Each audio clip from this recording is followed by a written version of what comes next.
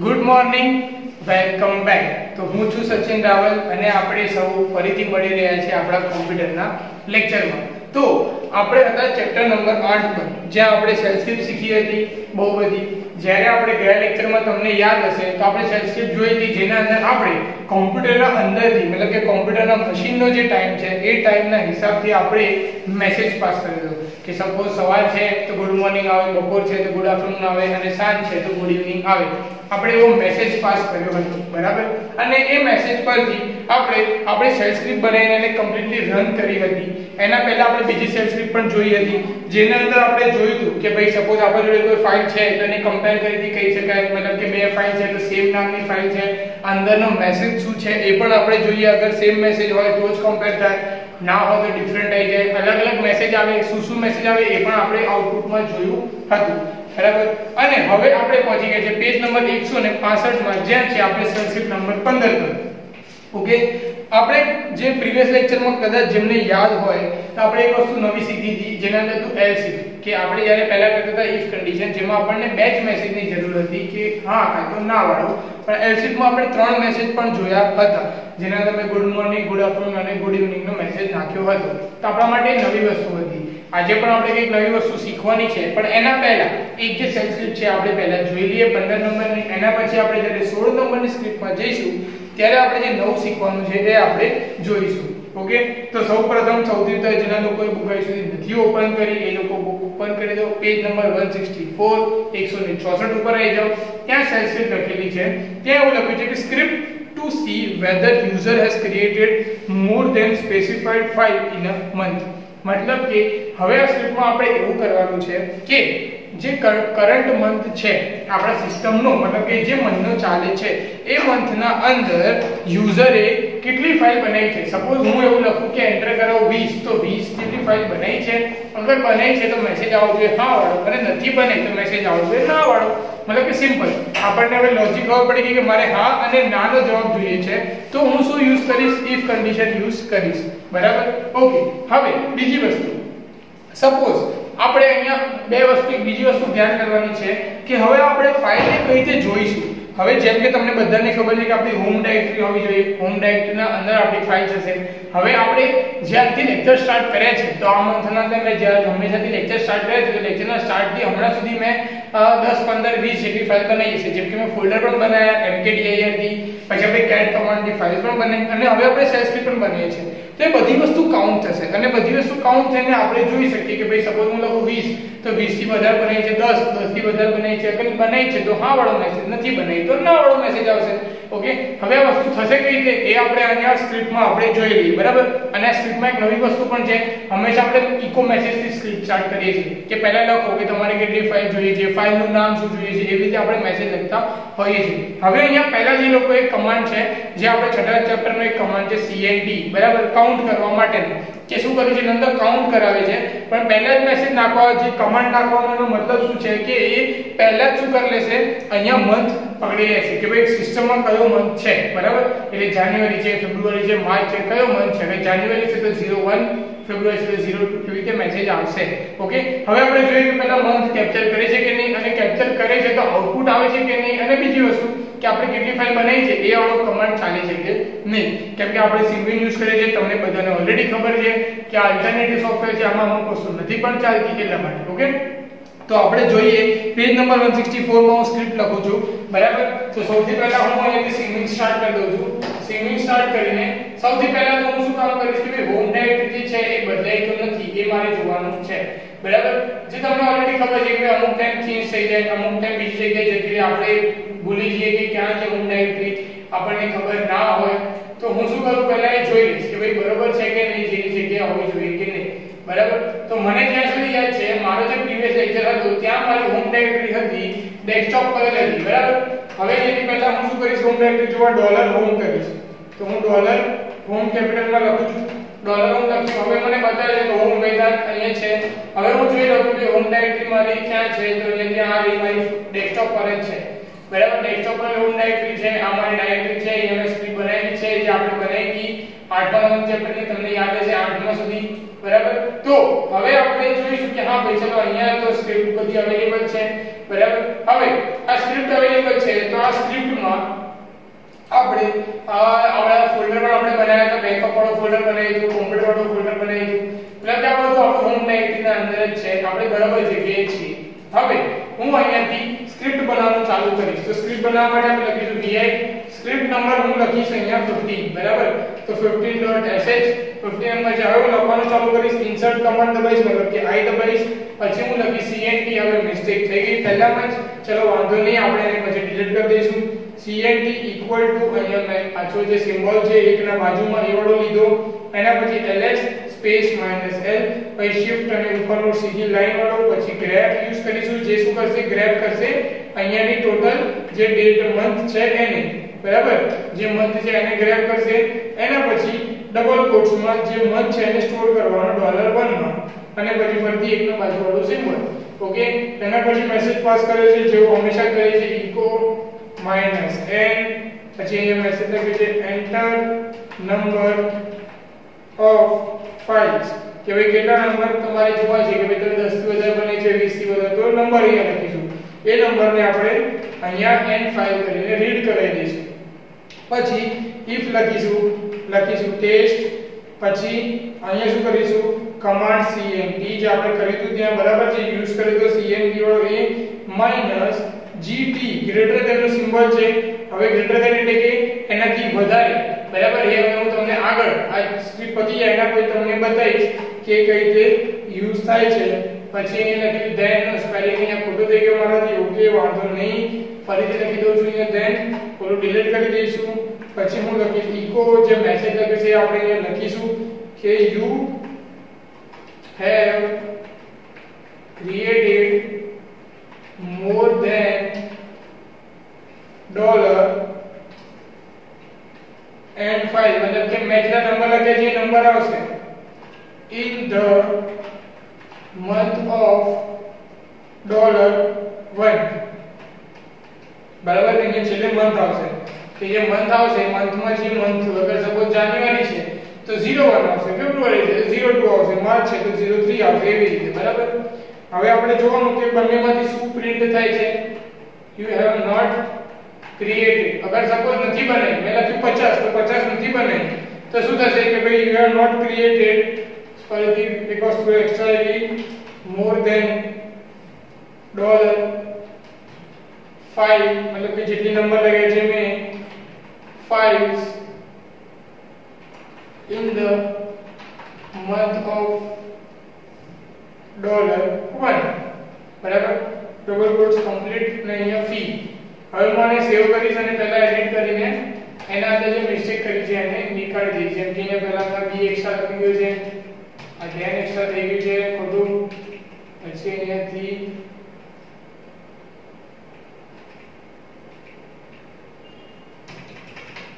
બરાબર. Okay, message થઈ ગયો. હવે હું અહીંયાથી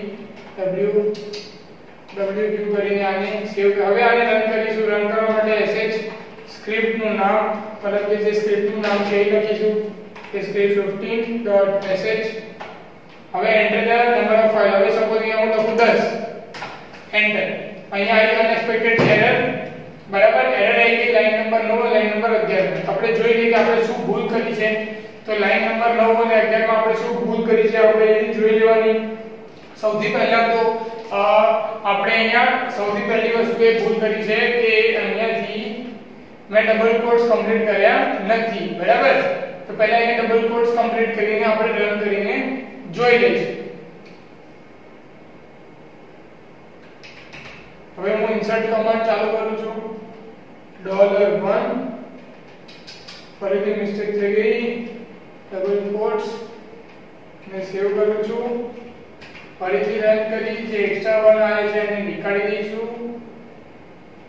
અહીંયાથી ડિલીટ, ફરીથી આને સેવ કરીશું wq અને ફરીથી રન કરીશું. પહેલા સ્ક્રીન ક્લિયર કરી દઉં એટલે થોડું તમને બધાને પણ ક્લિયર દેખાય.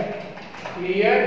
ઓકે, હવે લખીશું sh script15.sh. હવે લખીશ 10.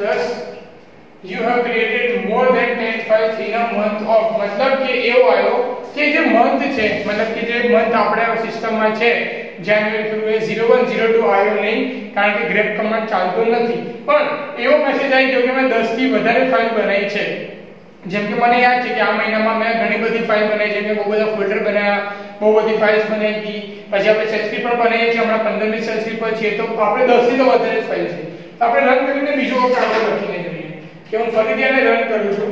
હવે હું અહીં લખું છું 25, તો you have not created more than 25 files, मतलब કે 25 થી વધારે ફાઇલ્સ બનાવી નથી। આવો અહીંયા જવાબ આપણને આવી ગયો, બરાબર। તો તમને બધાને અહીંયા દેખાતું હશે કે ભાઈ જે રીતે આપણે સ્ક્રિપ્ટ કરી એ રીતે અહીંયા સ્ક્રિપ્ટ શું છે સપોર્ટ થઈ ગઈ, બરાબર। આપણે 10 થી વધારે ફાઇલ બનાવી છે, 25000 ફાઇલ નથી બનાવી, ચાલુ થઈ ગયું। પાછળ જે નથી આવતું એટલું છે કે મંથ નથી આવતો, એ grep કમાન્ડના કારણે સપોઝ તમારા કમ્પ્યુટરમાં તમે ટ્રાય કરો તો આવી પણ જાય, બરાબર। તો હું પહેલા સ્ક્રિપ્ટ ઓપન કરી દઉં, જે તમે લખી લો, પછી આપણે આગળ કન્ટિન્યુ કરીએ, બરાબર। જેને બુક નથી એ લોકો અહીંયા સ્ક્રિપ્ટ લખી દો, ઓકે।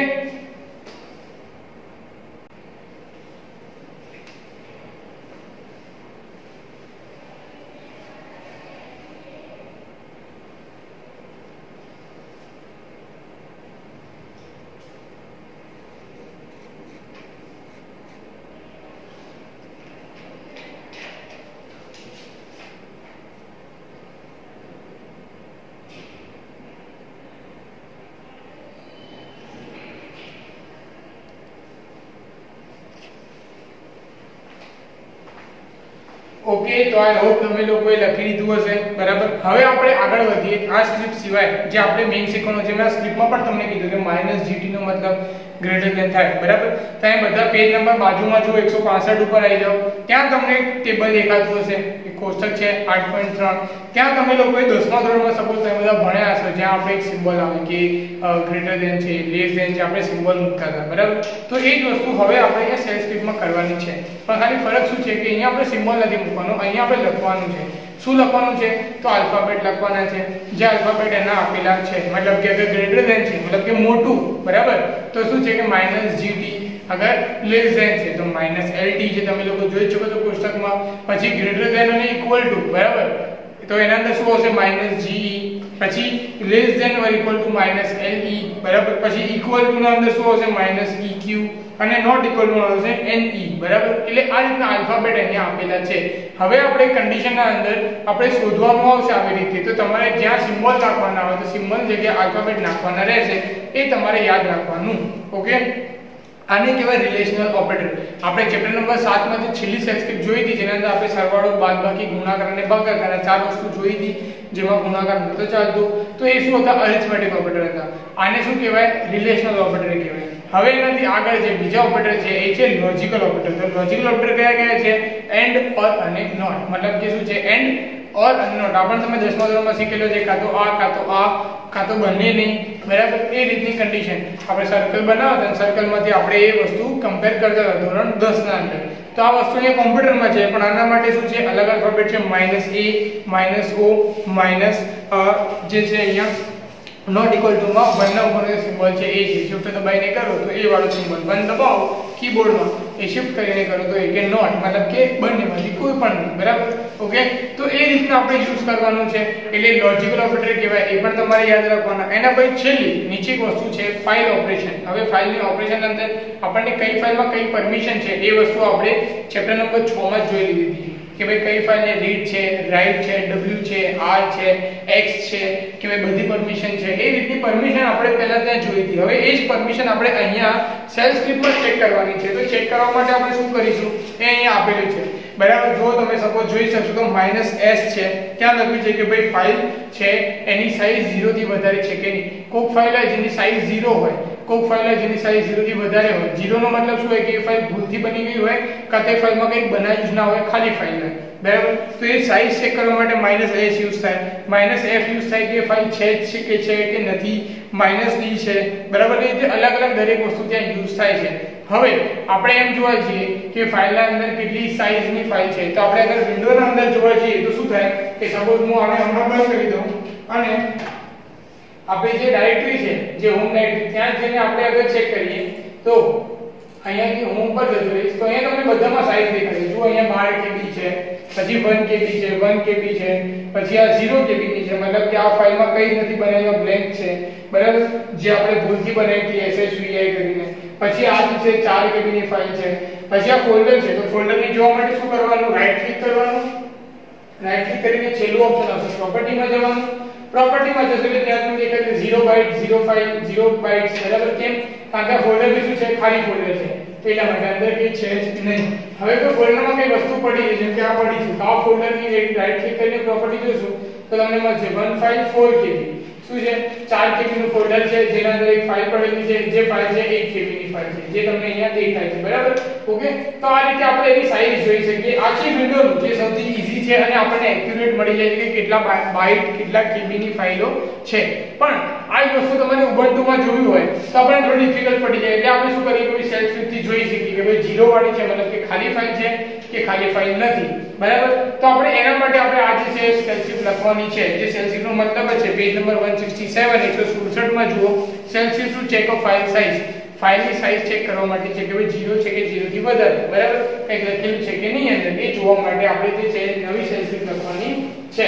તો હવે આપણે શું કરીએ, પહેલા હું મિનિમાઇઝ કરી દઉં છું, ફરીથી અહીંયા હું સેલ સ્ક્રિપ્ટ ઓપન કરી દઉં છું અને જે સેલ સ્ક્રિપ્ટ છે એ આપણે અહીંયા લખીએ છીએ. તો હું કરીશ અહીંયા vi script 16 બરાબર, 16 નંબરની સ્ક્રિપ્ટ છે બનાવીશું, એન્ટર કરીશું. હવે આ 16 નંબરની સ્ક્રિપ્ટ હું બનાવું છું પેજ નંબર 167 માં, જેના જોડે છે જોડે જોડે. હવે ફાઇલની સાઇઝ ચેક કરાવી છે તો પહેલા આપણે અહીંયા મેસેજ નાખીશું કે echo -l, કોઈ ફાઇલનું નામ લખો કે કઈ ફાઇલની સાઇઝ ચેક કરાવવાની છે બરાબર. ફાઇલનું નામ લખ્યું. ઓકે, અહીંયા સપોઝ મેં ભૂલ કરી દીધી, પહેલા હું wp કરીને નીકાળી દઉં, પછી ફરીથી જઈશ, બધી વસ્તુ ડિલીટ કરી દઉં. મેં મિસ્ટેકથી શું કર્યું, i કમાન્ડ નાખ્યો તો હવે હું અહીંયા ફરીથી મેસેજ નાખું છું echo -n enter a file name, પછી લખીશ read, ફાઇલનું નામ ને શું આપીશું આપણે fname જે પહેલાથી આપતા આવીએ છે. પછી if કન્ડિશન યુઝ કરીશું બ્રેકેટ -s, પછી શું કરીશું $fname, પછી -a -w $fname, પછી bracket complete.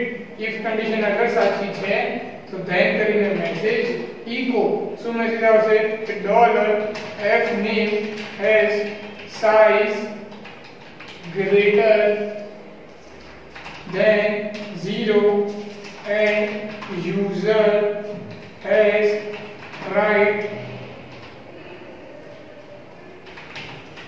permission on it. એક મેં મિસ્ટેક થઈ ગઈ મારાથી, અહીંયા હું નીકાળી દઈશ, ડિલીટ કરી દઈશ, પછી ફરીથી લખીશ echo $file name has size 0 or user does not have right permission on it. અહીંયા સ્ક્રિપ્ટ પૂરી થઈ ગઈ. હવે આપણે એને બંધ કરી દઈશું, જ્યાં મિસ્ટેક કરી છે પહેલા સુધારી દઈએ. તો સૌથી પહેલા અહીંયા કો એક્સ્ટ્રા આવી ગઈ છે, ડબલ કોડ એક્સ્ટ્રા આવી ગઈ છે. નીચે જઈશું આપણે, નીચે અગર હું અહીંયાથી જોઈશ તો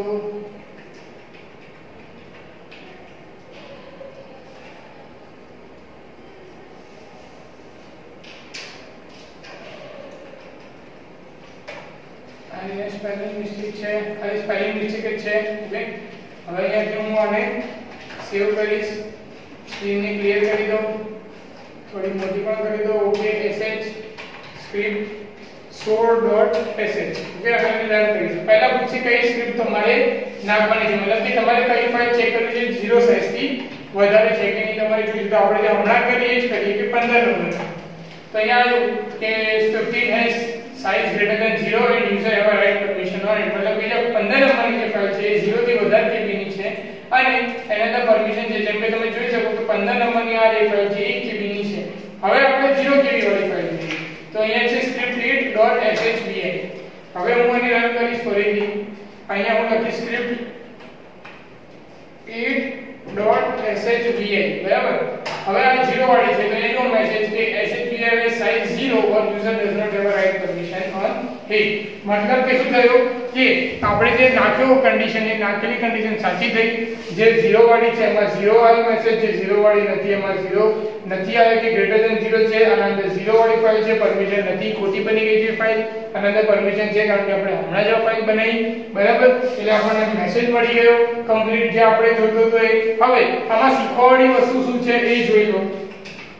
હવે આના અંદર આપણે એન્ટર કરીએ તો સૌથી પહેલી વસ્તુ જે તમે પ્રીવિયસ સ્ક્રિપ્ટમાં જોઈએ છે, તો આપણે if ના અંદર ગઈ જે સ્ક્રિપ્ટ હતી એમાં આપણે બ્રેકેટ નતા કર્યા તો પણ if કન્ડિશન ચાલી ગઈ હતી. અહીંયા બે if માં બ્રેકેટ કરે તો પણ, મતલબ કે if ના તમે બ્રેકેટ કરો ના કરો તો શેમાં ચાલે છે તમારે જોવાનું છે સ્ક્રિપ્ટ લખીને. પછી બીજી વસ્તુ, ગઈ સ્ક્રિપ્ટમાં અને હંમેશા સ્ક્રિપ્ટમાં આપણે ઇકોમાં ડબલ કોટ્સ તમે નાખીએ છીએ, બરાબર, સ્ટાર્ટિંગ અને એન્ડમાં. હવે આ સ્ક્રિપ્ટમાં જો તમે ડબલ કોટ્સ નાખ્યા નથી તો પણ આ ફાઇલ શું થઈ ગઈ, ચાલુ ગઈ. મતલબ કે એકવાર ડબલ કોટ્સ ના નાખે તો પણ ચાલે કે નહીં એ તમારે જોવાનું છે. કઈ સ્ક્રિપ્ટમાં ચાલે છે કઈ સ્ક્રિપ્ટમાં નથી ચાલતું એ તમારે જોવાનું છે, બરાબર. પછી ત્રીજી વસ્તુ ઇમ્પોર્ટન્ટ કે હવે આના અંદર શું કર્યું, if કન્ડિશન લખી પહેલા તો ફાઇલનું નામ આવી ગયું, પછી if કન્ડિશન -s નો મતલબ જો પેજ નંબર 166 માં આપે છે કે ફાઇલ છે કે નહીં એ ચેક કરશે 0 થી વધારે, તો -s થી પહેલા ફાઇલને ચેક કરે કે 0 થી વધારે છે કે નહીં એ. પછી -a વચ્ચે લખ્યો એન્ડ કન્ડિશન માટે, જે એન્ડ કન્ડિશન આપણે જોઈ કે બંનેમાંથી જે સાચી હોય એનો મેસેજ આવવો જોઈએ. પછી -w શું કરે છે કે એ જે છે એને પરમિશન છે કે નહીં લખવાની એ -w, બરાબર. હવે આપણે જ યુઝ કરીએ એટલે આપણને આની પરમિશન તો છે, આ ફાઇલ આપણે નથી બનાવી, ભૂલથી ખોટી બની ગઈ એટલે આપણને આની પરમિશન નથી. તો આ બંને કન્ડિશન એ સાચી થઈ તો અહીંયાનો મેસેજ પાસ થયો. બંનેમાંથી કોઈ બી કન્ડિશન ખોટી થઈ તો નીચેવાળો જે મેસેજ છે એ થયો કે ફાઇલની સાઈઝ 0 છે એટલે નીચેવાળો મેસેજ ફાઇલની સાઈઝ 0 થી વધારે છે એટલે ઉપરનો મેસેજ પ્રિન્ટ થઈ ગયો. અને આપણે 1 2 અને 3 વસ્તુ જોડે અહીંયા કન્ડિશનમાં ચેક કરી. આપણે શું કરે, ત્રણ અલગ અલગ ઓપરેશન -s -a અને -w ત્રણેય વસ્તુ અહીંયા જોડે આપણે કમ્પેર કરી છે. એટલે જે નવી વસ્તુ શીખવાની છે મેં તમને કીધી પહેલા તો if કન્ડિશનમાં વગર બ્રેકેટે ચાલે છે કે નહીં જોવાનું, ડબલ કોટ્સ ઇકોમાં નાખ્યા નથી એ પણ જોવાનું, અને જોડે જોડે આપણે એ પણ જોવાનું કે ભાઈ અહીંયા જોડે જોડે કયા કયા ઓપરેટર ચાલે છે, બરાબર. તો આ રીતે આપણે જે છે એ આપણે આ રીતે અહીંયા કામ કરવાનું છે, જે તમે લોકો ઓલરેડી અહીંયા જોયું, બરાબર. તો તમે લોકો પહેલા સ્ક્રિપ્ટ લખી દો પછી આપણે આના આગળ વાત કરીએ.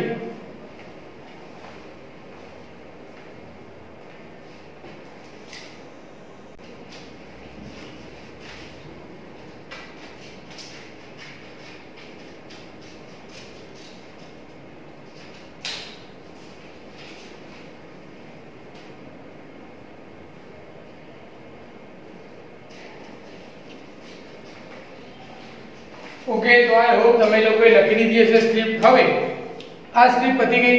અહીંયા આપણે આજે બે ત્રણ વસ્તુ અલગ જોઈ, જેમ કે if કન્ડિશનમાં બ્રેકેટ ના નાખીને જોયું, ઇકો ના અંદર આપણે ડબલ કોટ્સ ના નાખીને જોયું, જોડે જોડે આપણે રિલેશન ઓપરેટર શીખ્યા, લોજિકલ ઓપરેટર પણ આપણે શીખ્યા, ઓકે. અને એનો યુઝ કરતા પણ આપણે જોઈ લીધું. if કન્ડિશનમાં એક જોડે આપણે ત્રણ ઓપરેટર યુઝ કરીને જોયા, -a -s અને -w, ઓકે.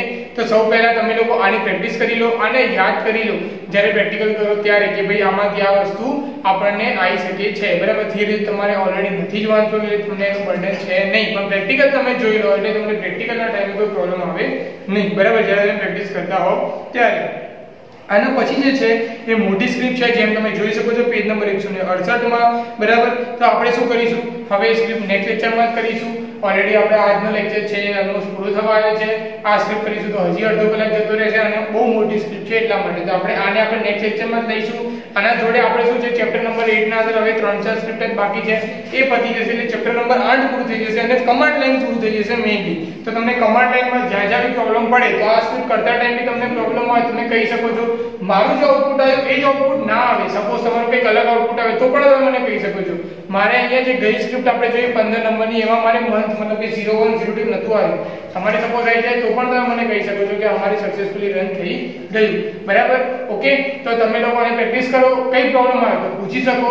બાકી તમારું ધ્યાન રાખો અને ઘરે રહો. Good bye.